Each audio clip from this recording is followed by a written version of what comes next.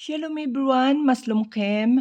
For today's video, we are going to learn the difference between shy and be ashamed, how to use in Hebrew. Shy in Hebrew, baishan, is an adjective used to describe a person being shy.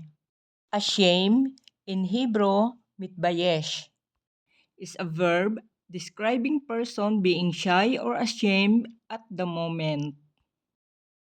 Okay guys, don't be confused how to use shy and be ashamed in Hebrew. Now we will learn how to say shy for masculine singular, feminine singular, masculine plural or mixed gender, and feminine plural. And I will share you also the conjugation of infinitive to be ashamed with simple phrases according to the gender. Shy for masculine singular, baishan. Ani, baishan. Ata, baishan. Hu, baishan. Ani Adam baishan. Ata Adam baishan. Yusi, hu Adam baishan.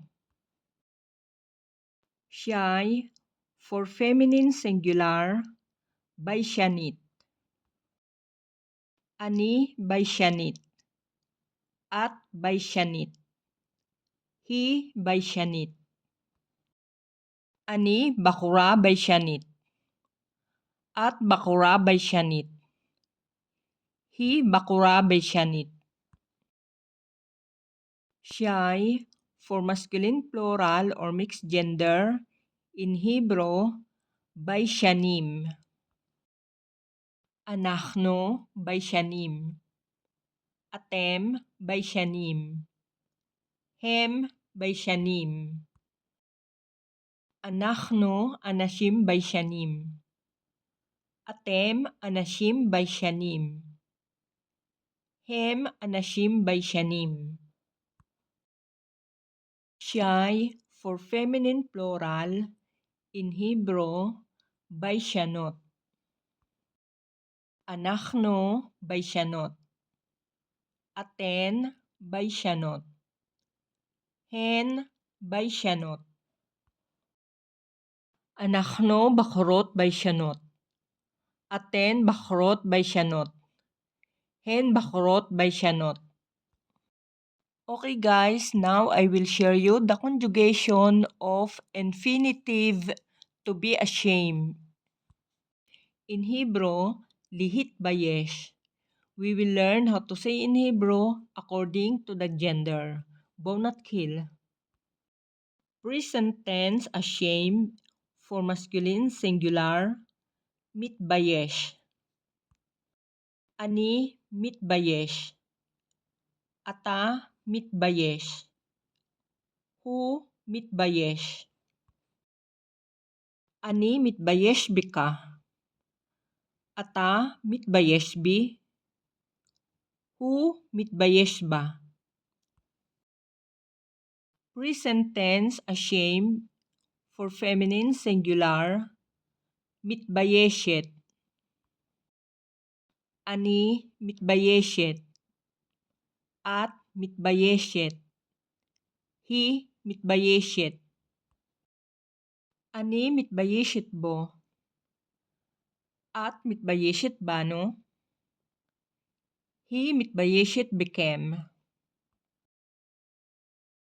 Present tense ashamed for masculine plural or mixed gender, mitbayshim.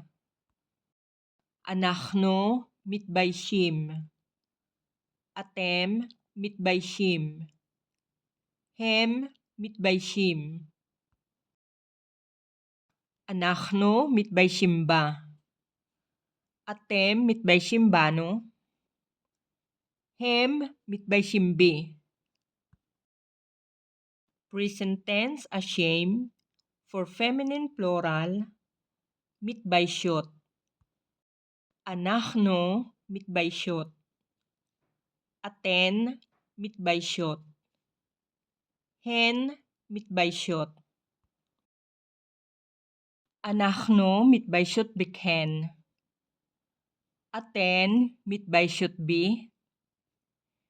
הן מתביישות בכם. Okay guys, for past tense, was ashamed.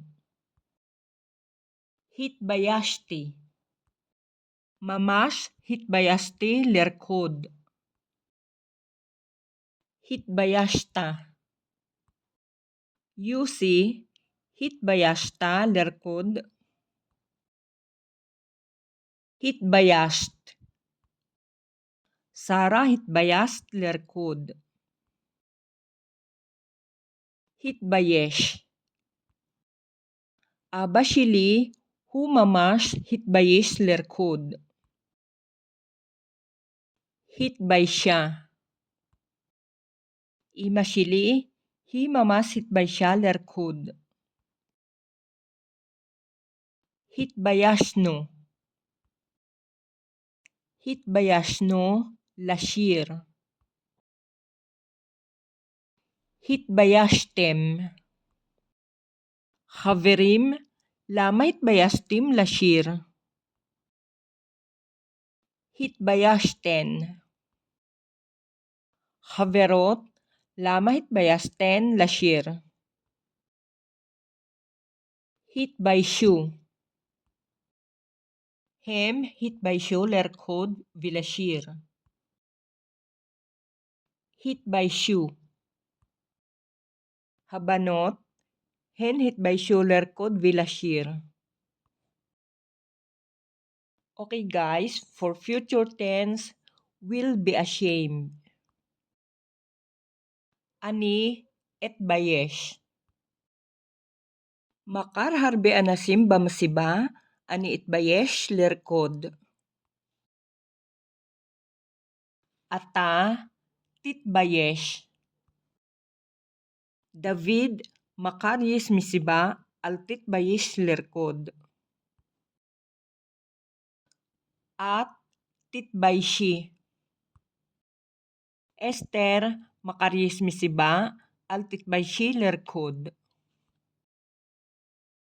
הוא יתבייש. חבר שלי יוסי, הוא התבייש לרקוד. היא תתבייש. חברה שלי רותי, היא תתבייש לרקוד. אנחנו נתבייש. אנחנו נתבייש לרקוד. אתם תתביישו. חברים, מחר אל תתביישו לרקוד. אתן תתביישנה. חברות, מחר אל תתביישנה לרקוד. הם יתביישו. אני בטוח מחר אבא ואמא שלי יתביישו לרקוד. הן תתביישנה. אני בטוח מחר אחיות שלי תתביישנה לרקוד. Okay guys, this is the imperative. Imperative, ashamed, for masculine singular, התבייש. Imperative, ashamed, for feminine singular, התביישי. Imperative, ashamed, for masculine plural or mixed gender, התביישו. Imperative, ashamed, for feminine plural, התביישנה.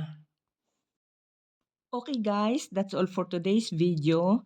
Now you know the difference between shy and ashamed, how to use in Hebrew.